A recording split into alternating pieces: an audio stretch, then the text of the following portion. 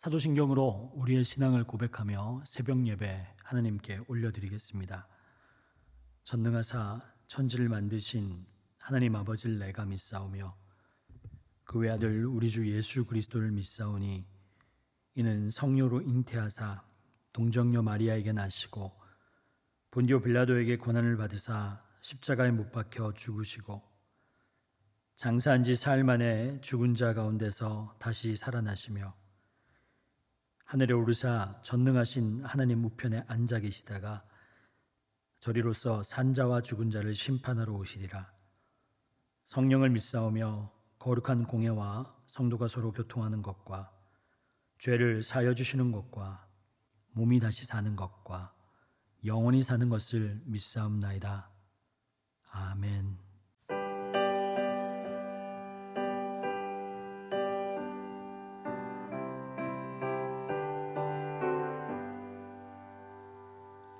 주 안에 있는 나에게 당근심이 있으랴. 십자가 밑에 나아가 내 집을 보란대. 주님을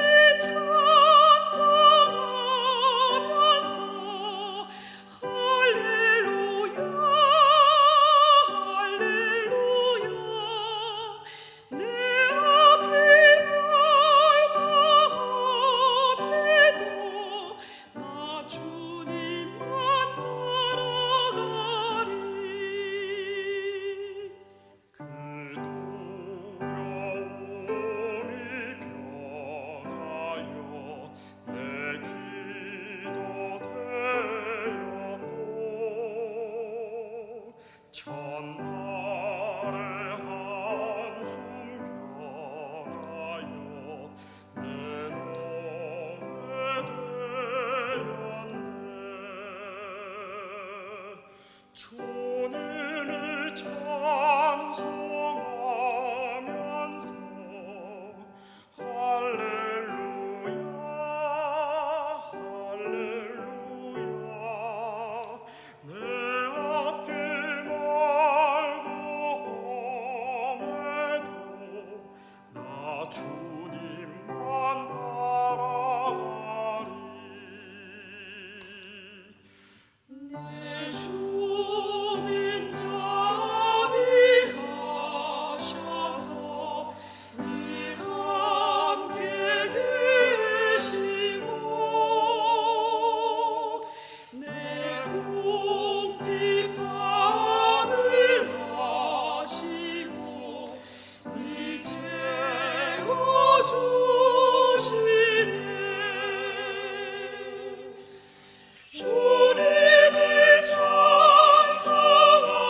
찬송하면서 할렐루야 할렐루야. 내 앞이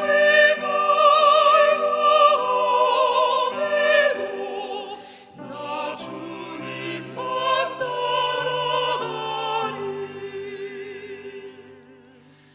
내 주 안에 진노하는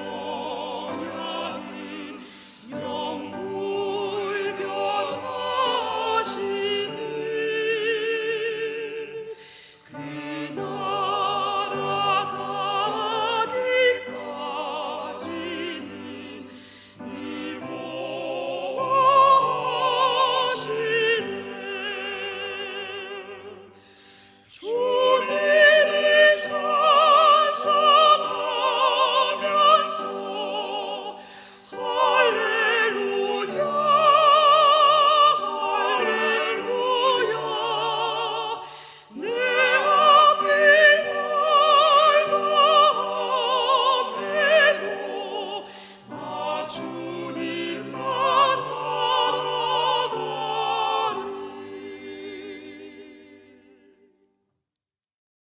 이 시간 우리에게 주시는 하나님의 말씀은 히브리서 8장 1절에서 8절까지의 말씀입니다. 지금 우리가 하는 말의 요점은 이러한 대제사장이 우리에게 있다는 것이라. 그는 하늘에서 지극히 크신 이의 보좌 우편에 앉으셨으니 성소와 참 장막에서 섬기는 이시라. 이 장막은 주께서 세우신 것이요 사람이 세운 것이 아니니라.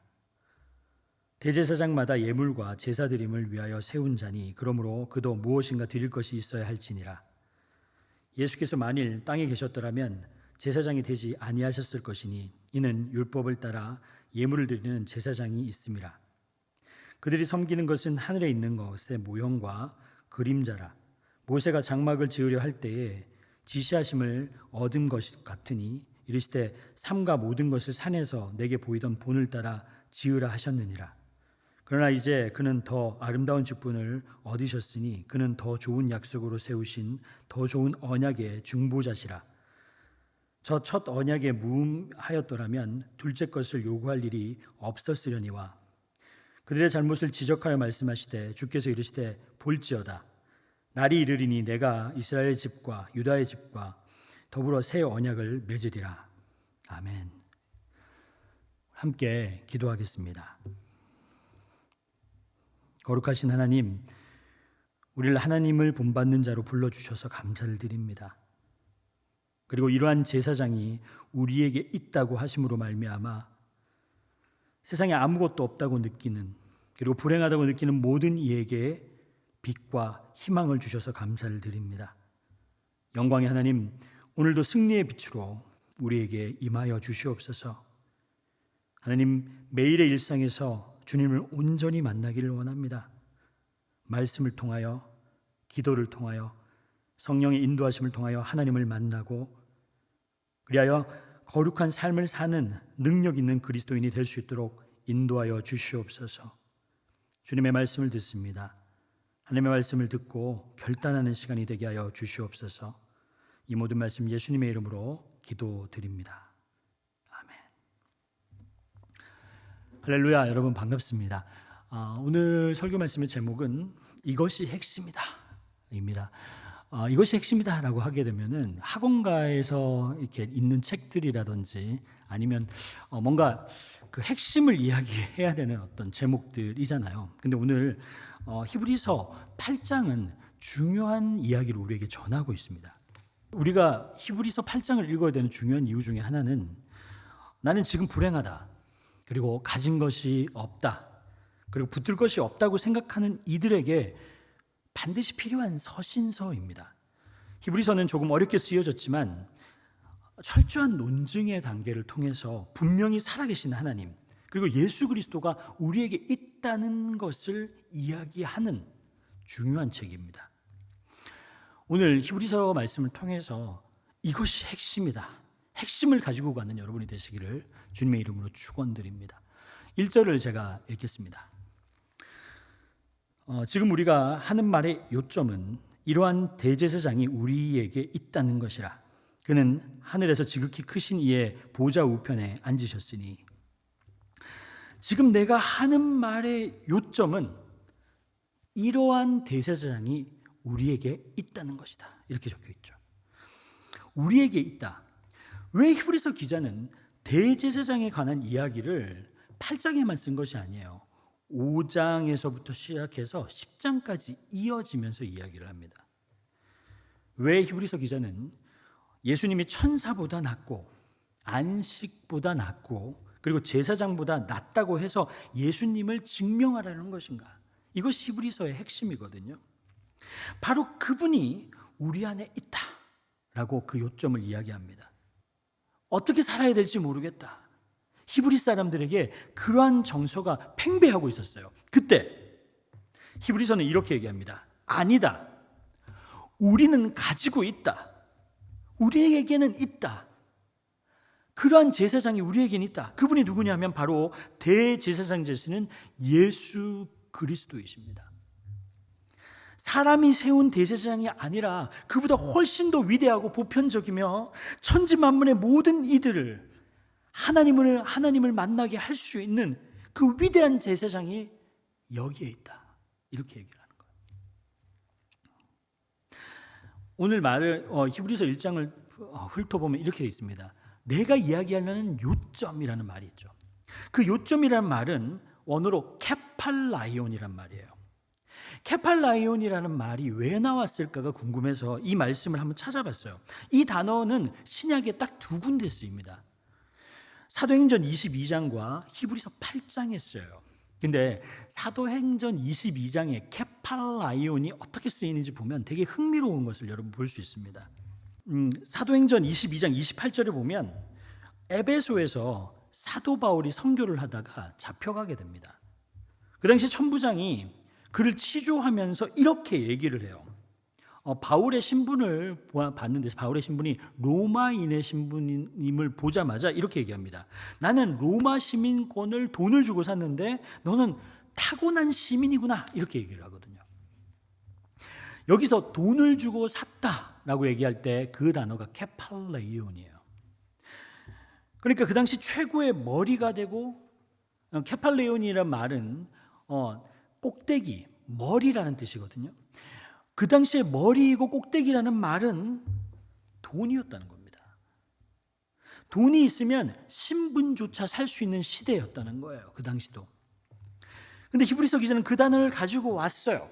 사도행전의 그 케팔레온, 돈이라는 가장 꼭대기가 되는 것이 돈이라는 말을 히브리서에 가지고 와서 핵심, 요점은 뭐냐면 돈이 아니라 우리에게 대제사장이 있다라는 것을 명심하라는 거예요.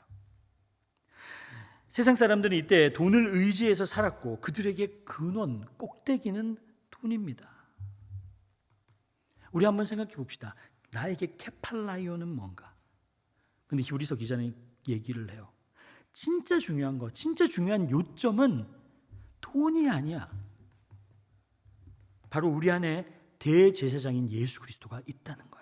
이렇게 얘기를 하는 거예요. 그리고 요즘 초등학생들의 꿈이 뭔지 아시죠? 뭡니까? 세자, 건물주죠. 세상은 벌써 돈이 으뜸이 되는 시대가 되었습니다.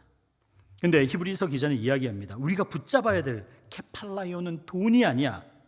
이러한 제사장이 우리에게 있다는 것을 믿어라는 거예요. 여러분, 이것은 우리에게 눈물나게 감사한 겁니다. 우리에게 메시아가 없다고 생각했는데, 이제 다 끝났다고 생각했는데, 소망이 없다고 생각했는데, 세상에 소망이 없고 어떻게 살아야 될지 모른다고 생각했는데, 구원받을 길이 없다고 생각했는데, 이렇게 얘기하는 거예요. 있다. 분명히 있다. 주님께서 끊임없이 말씀하십니다. 그리고 제사장이 우리에게 있다고 하려고 말하신 것이 아니라 이러한 제사장이 우리 안에 있다라고 얘기해요. 이러한이라는 말은 무슨 말이냐면 예전부터 이야기했고 그리고 이후에 이야기할 그 제사장이 우리에게 있다, 이렇게 얘기하는 겁니다. 이것을 쉽게 표현하면 이겁니다. 이러한 제사장, 말로 표현하기 힘들 정도로 크고 위대한 그분이 우리에게 있다는 것을 잊지 마라. 그것이 복음이라는 거예요. 지금까지 이야기한 그분, 앞으로 이야기할 그분이 너희에게 있으니 그분이 너에게 으뜸이 된다면 너를 하나님을 만나게 할 것이고 구원의 길로 가게 한다는 것을 명심하라고, 핵심이라고 이야기하면서 그에게 전했다는 겁니다. 여러분, 제사장은요, 다리를 놓는 사람입니다. 그 다리를 놓는 사람이 하나님을 만나게 하는데 어떤 하나님이냐 하면 하나님, 그 예수 그리스도는 하나님 보좌 옆에 있는 분이라는 거예요. 그래서 오늘 이 하루를 살면서 내가 아무리 모자라 보이고 내가 아무리 연약해 보이고 내가 가진 것이 없다고 생각했을 때 이거 하나 명심해라. 이러한 대제사장이 우리에게 있다. 그리고 이 대제사장은 하나님의 보좌 우편에 앉아 계십니다. 하나님의 보좌 우편에 앉아 계신 대제사장을 본 사람이 있어요. 그게 누구냐면 스데반입니다. 스데반이 말씀을 증거하다가 박해를 받으면서 죽어갈 때 하늘 문이 열려요. 그리고 하늘 문이 열리면서 하늘에서 예수님이 하나님 보좌 옆에 앉아 계십니다. 앉아 계신 게 아니에요. 서 계셨어요. 왜요? 박해받는 스데반을 보면서 안타까워하면서 보좌에서 일어나서 스데반을 보고 있었습니다. 그때 스데반은 깨달았어요. 하나님, 내가 내 안에 있는 그분은 그 예수 그리스도는 하나님 보좌의 우편에 앉아 계시는 분이구나. 하나님이시구나. 그것을 바라보면서 보라, 하늘이 열리고 인자가 하나님의 우편에 계신 것을 보라. 이렇게 얘기하면서 죽습니다. 그리고 기도하죠. 주님, 이들이 지금은 그들이 하는 짓을, 그들이 하는 행동을 알지 못합니다. 라고 하면서 죽어가요. 그리고 스데반의 그 옷이 어디에 던져지냐면은 사울에게 던져집니다. 여러분들도 아시다시피 사울은 사도 바울이 되어서 하나님의 복음을 증거하는 사람이 됩니다. 여러분, 하나님의 역사는요, 우리 안에 누가 있다, 우리 안에 누가 계신다는 것을 증인으로 증명하는 삶입니다. 히브리서 기자처럼. 히브리서 기자가 우리 안에 이러한 제사장이 있다라고 이야기한 것처럼 우리도 이러한 분이, 대제사장인 예수가 우리 안에 있다라고 고백하고 선포해야 됩니다. 우리의 삶을 통해서, 말씀을 통해서 선포해야 됩니다. 그렇게 되면 어떤 일이 일어나냐면 사도 바울처럼 하나님께 쓰임받는 역사가 일어날 뿐만 아니라 하나님의 나라가 더욱더 확장될 거라는 거예요. 히브리서는 증언서입니다. 히브리서 기자처럼 우리도 예수가 우리 안에 있다는 것을 증거해야 합니다. 예수 그리스도의 십자가를 증거해야 되고 예수 그리스도의 부활을 증거해야 됩니다. 그러면 놀라운 하나님의 역사가 일어날 겁니다. 여러분 안에서, 여러분의 가정 안에서, 여러분의 직장 안에서 놀라운 하나님의 역사가 일어남으로 말미암아 한 명이라도 더 하나님의 나라를 보는 역사가 일어나기를 우리 주님의 이름으로 간절히 축원드립니다. 여러분, 지금 많은 사람들이 희망을 잃고 있습니다. 아무것도 없다고 하고 있습니다. 그럴 때 희망이 있다. 절망 가운데 소망이 있다. 모든 것이 무너지는 가운데 일어설 힘이 있다는 것을 여러분을 통해서 보여주기를 간절히 바랍니다. 그러므로 말미암아 하나님의 부활의 증거, 십자가의 증거를 드러내는 여러분이 되시기를 주님의 이름으로 축원드립니다. 예수님께서 가르쳐준 기도로 오늘 예배를 마치도록 하겠습니다. 하늘에 계신 우리 아버지여, 이름이 거룩히 여김을 받으시오며 나라가 임하시오며 뜻이 하늘에서 이루어진 것 같이 땅에서도 이루어지이다. 오늘 우리에게 일용할 양식을 주시옵고 우리가 우리에게 죄진 자를 사하여 준 것 같이 우리 죄를 사하여 주시옵고 우리를 시험에 들게 하지 마시옵고 다만 악에서 구하시옵소서. 나라와 권세와 영광이 아버지께 영원히 있사옵나이다. 아멘.